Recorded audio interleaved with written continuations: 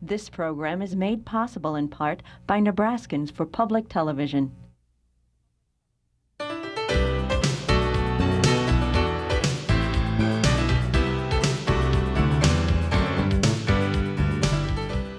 Consider this, a news and information program recorded on the campus of the University of Nebraska at Omaha.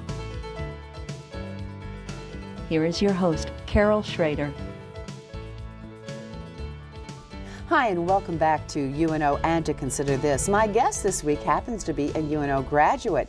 That's not why he's here, though. I mean, that might be enough in some circles.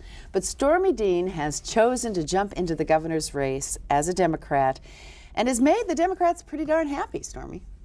So far, it seems that way. So you're getting a lot of that warm, fuzzy kind of stuff that, absolutely. You know, these We're glad you ran. We're so happy you're running. And will that translate into first dollars? And then well, we hope so. We hope so. I mean, people need to, you know, when they tell you that they're happy that you ran and that you're taking that step. I mean, it's a sacrifice personally.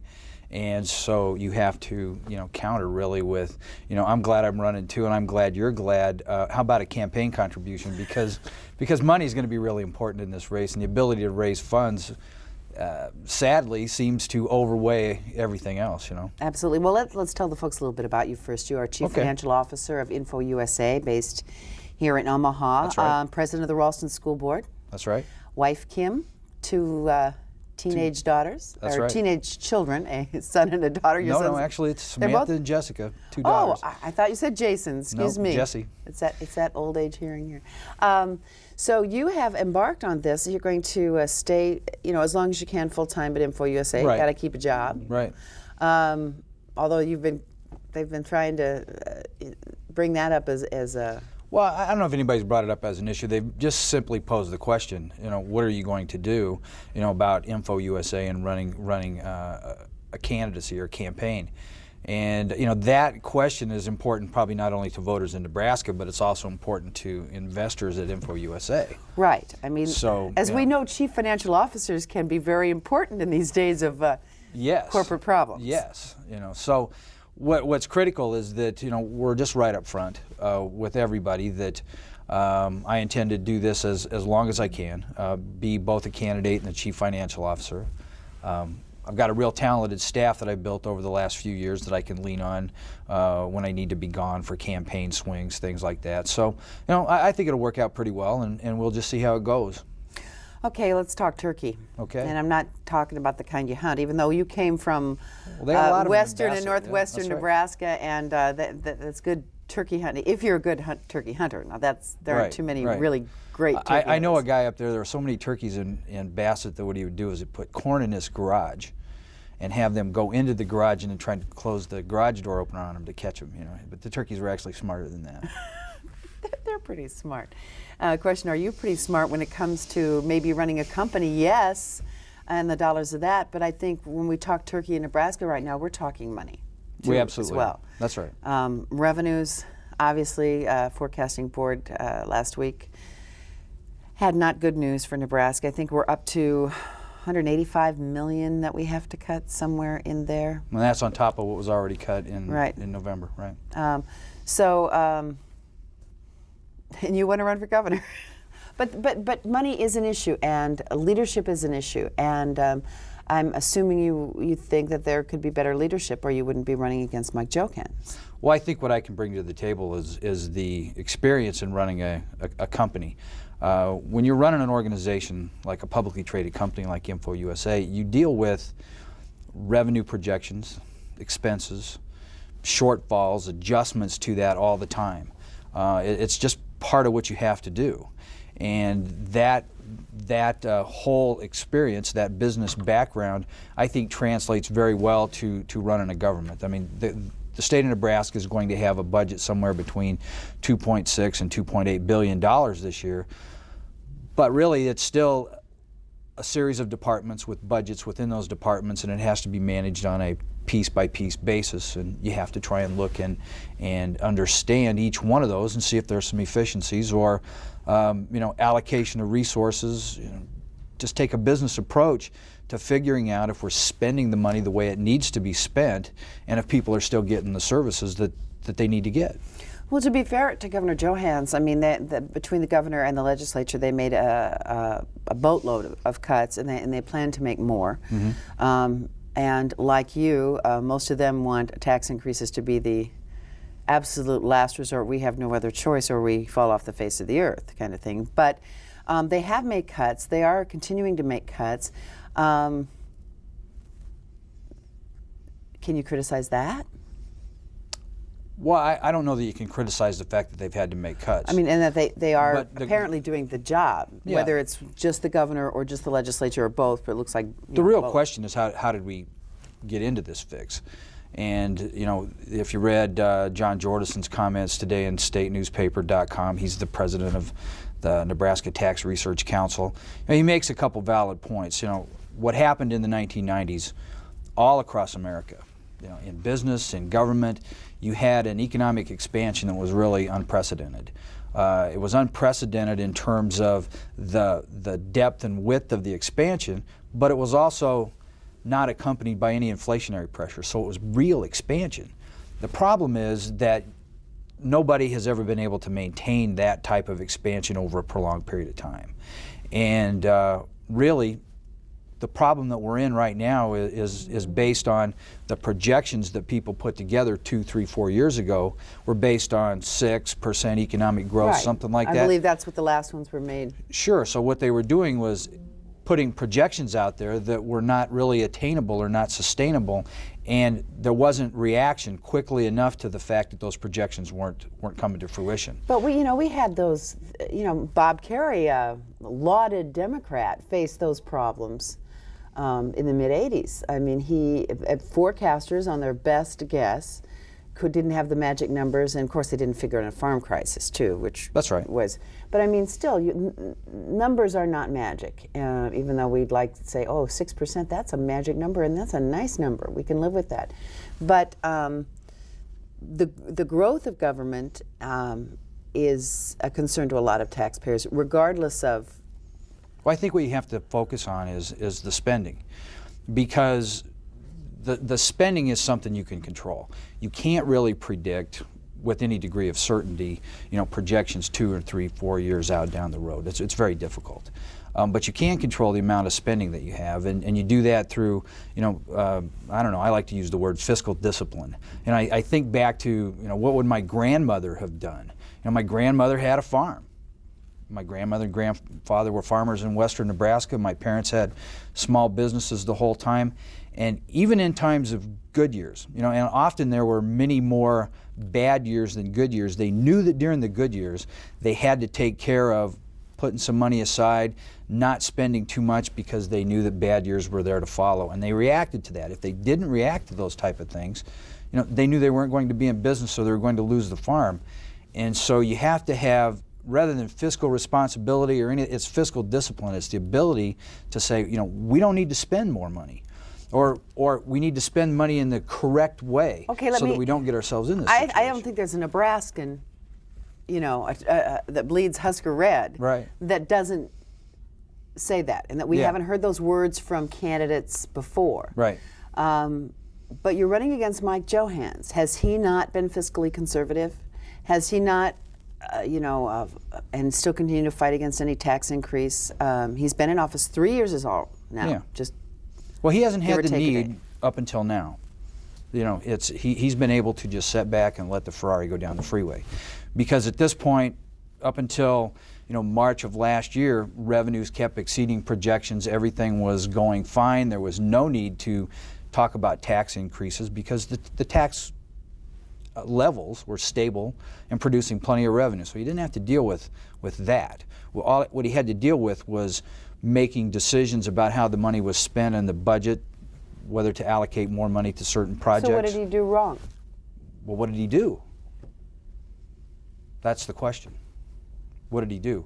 What did he do? What could he done differently to keep us out of the position that we're in right now? But what about the other state governors that are facing the same thing, whether they be Democrats or Republicans? They're all in a similar. I'm not defending him. Sure. I'm not. But the National Governors Conference, headline not a headline, came out last week and talked about the exact same thing, in much more dire straits than Nebraska. Many of them. Some of them are. some of them aren't. I've looked at what some of the other governors have done in states that surround Nebraska, and part of it is when they get into the situation, they still have to prioritize about what they're going to do. And it's yet to be seen what Governor Johans is going to do. He hasn't released his plan for the rest of the budget cuts. He's going to do that, I think, tomorrow. So, it's a little bit premature to criticize what's he going to do, as opposed to just asking the question, what has he done? What could have he done differently to keep us out of the situation that we're in? Let's run down quickly a couple of the things that you, in your preliminary, I guess in the first not even leg of your run, because you had to announce early because you were already a public office holder. Right. So you had to announce a little earlier right. than the rest of the pack, as did anyone that held office. And so, you kind of, typical from my experience with candidates, say, if they suddenly decided to run, and you kind of did.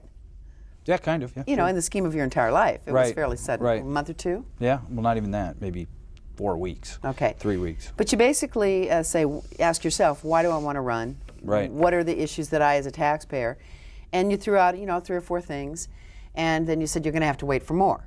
Right. Because, I think the but story. reporters always want to know. Well, sure they do, and that's your job, right? Mm-hmm. People want to know. And so people want to know, you want to know, and frankly, the reason I got into the race, it goes back to the willingness to participate.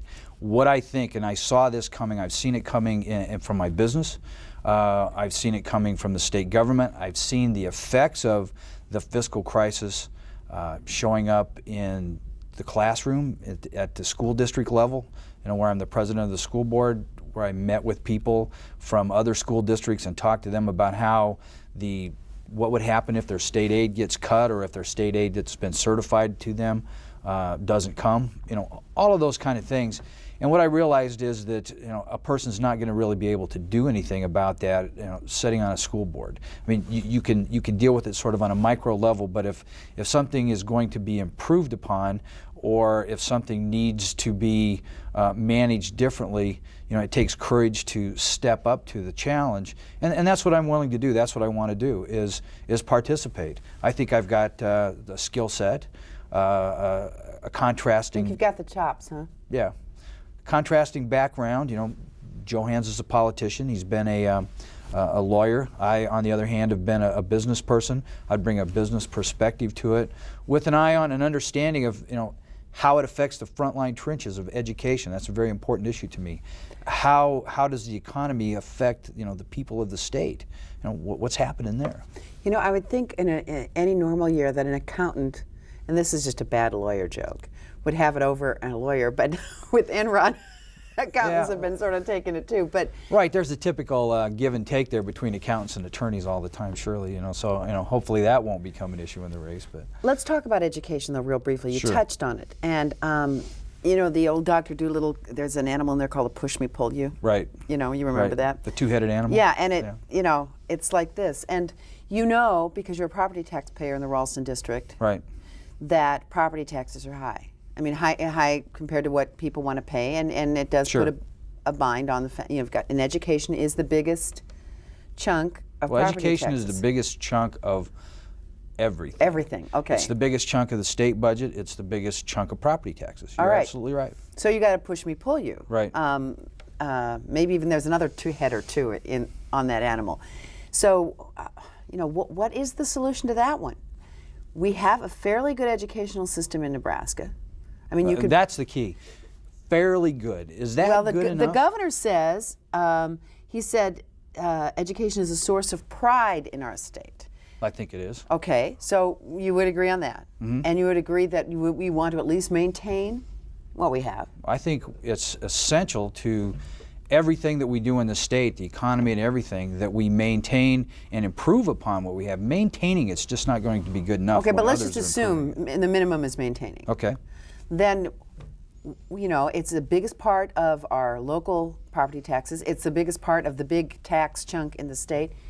And we've got this huge shortfall. Something's got to give. Right.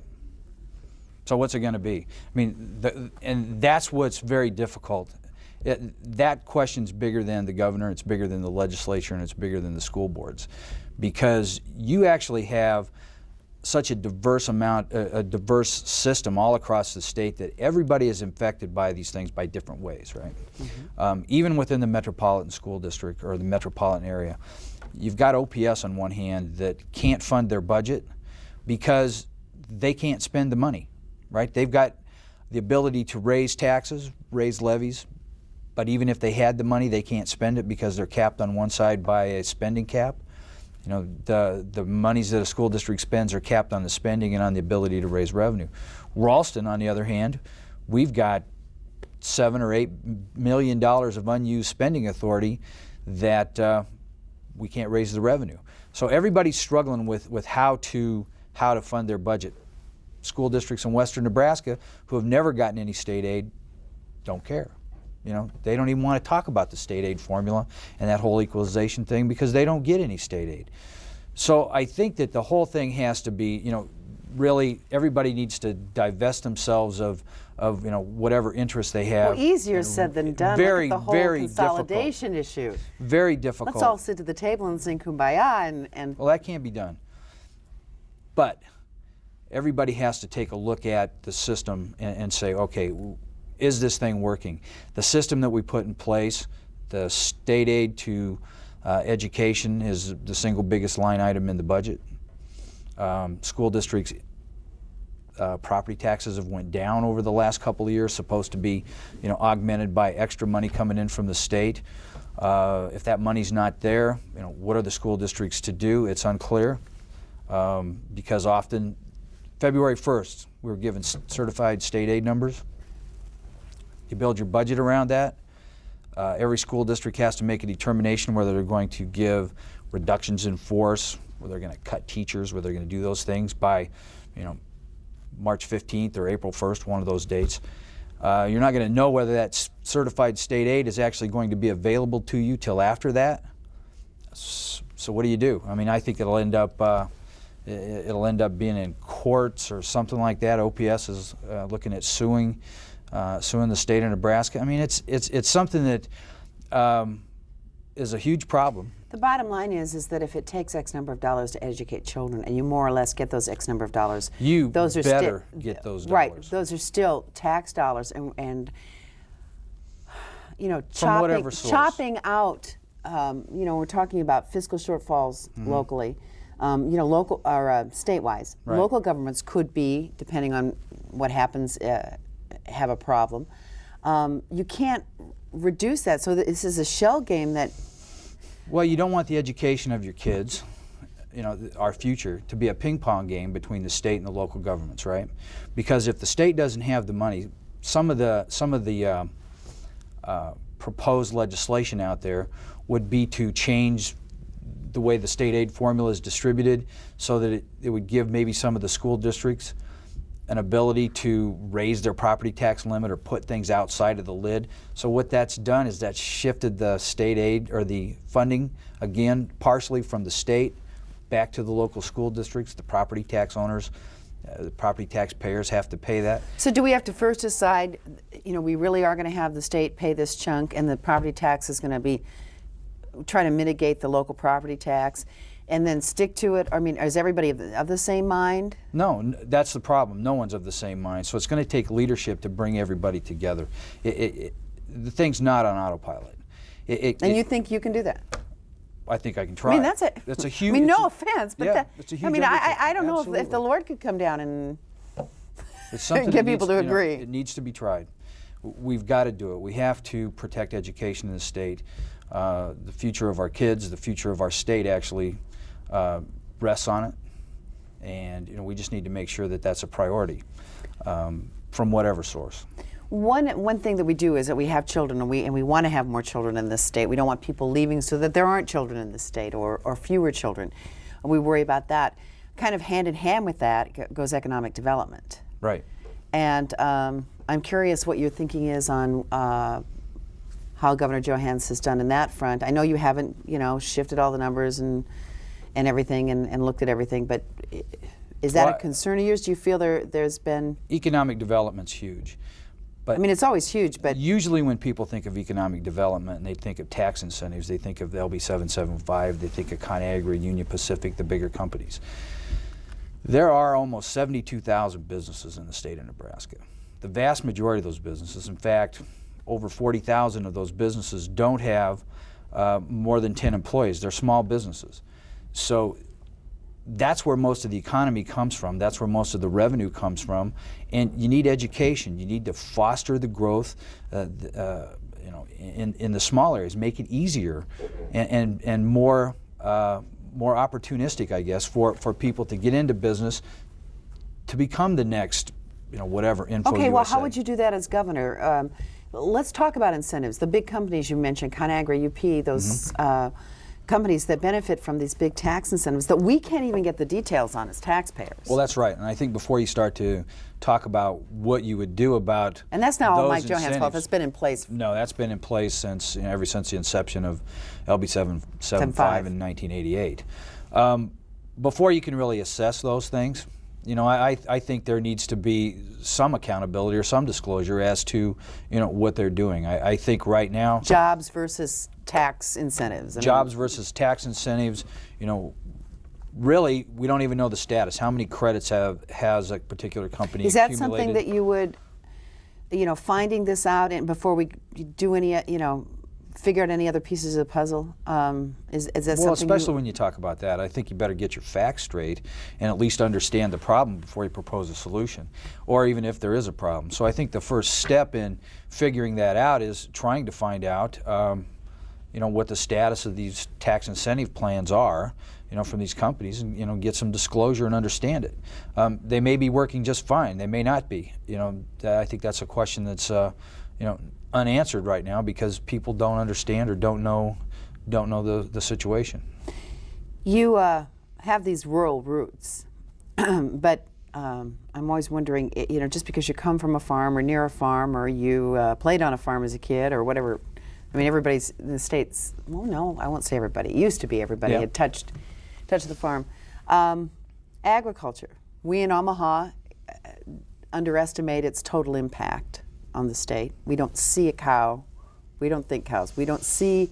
Well, we don't think of it like that, but yet we still go we out don't and see have a the steak, piles right? of grain and the co-ops and all the grain going in after a whole summer of hard blood, sweat, and tears. Right.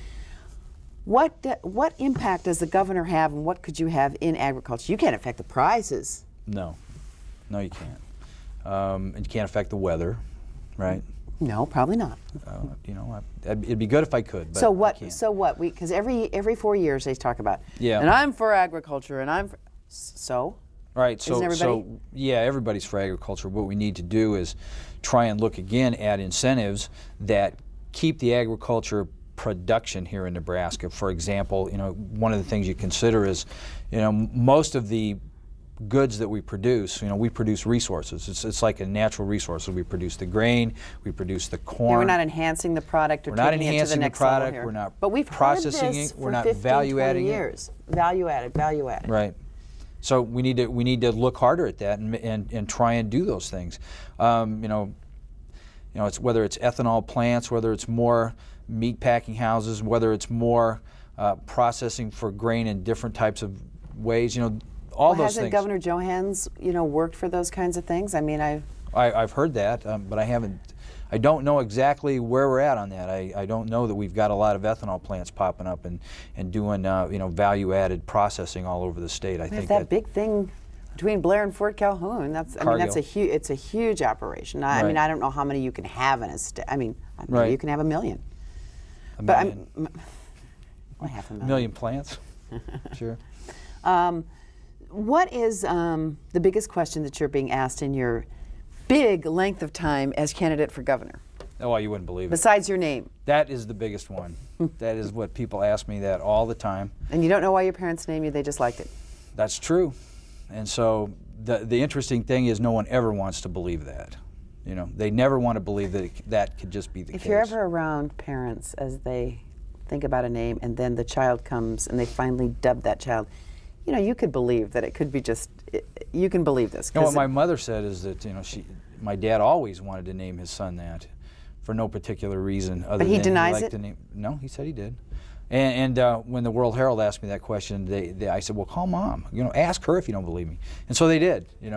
She lives in Bassett. They gave her a call one afternoon and said, hey, tell us about his name. And she stood up for your answer, and That's you right. stood up for hers. Right. I was hoping if they could find out something different, they'd tell Okay, me. number 2 question people are asking after you get past the name. I know, and then there's the also-rans fall way down at this point in the campaign. Well, actually, then the next biggest question is, what about that beard? They asked me a lot about that. It's The it's the kind of questions are going to things- get a little more substantive. I mean, Absolutely. like this one. You gave $1,000 to Hillary Clinton? Yep. Boy, People have asked me that. that's kind of a. Hillary is respected by very many people, but she's also, as much as she is respected by some in this part of the world, she is, Yeah. for many reasons, not liked at all. Well, interestingly enough, I answered that question the day that I filed. Hillary's not running for governor. I am, and frankly, I don't think it's really important to most people. No one's really, other than a couple of people in the press, no one's really asked me anything about that. So that's those crazy news people, or those media people are asking you that Looking for question. a story. Okay. What about, we've got just a couple of minutes left. Let's bing down some things. If you haven't, it's interesting to see it this early in the campaign who's formulated something or not. Right. And these are the real big ones where it's pretty easy to decide where you are. Death penalty. I'm for it. For it, under current circumstances. I think more and more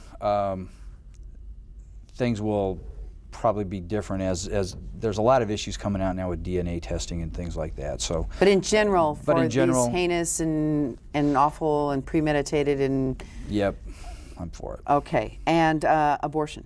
I'm pro-choice. You're pro-choice. I should have hopped back on the death penalty. Do you want them to change to lethal injection?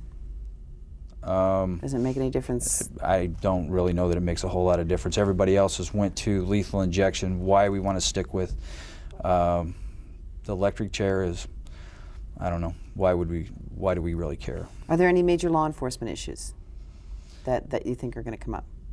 Well, I think one of the issues that people talk to me about from time to time are the meth labs that's becoming a problem. More all across the state. Often people think of drug problems as urban, and apparently They're statewide, especially with meth. Absolutely. Our half hour is gone. Thank you I very want to much. thank you so much. Stormy Dean, we'll be seeing more of you across the state, I'm sure. Stormy Dean, candidate for governor from the Democratic Party. Next week, very little known Democratic Party candidate Luis Calvillo. So join us on Consider This.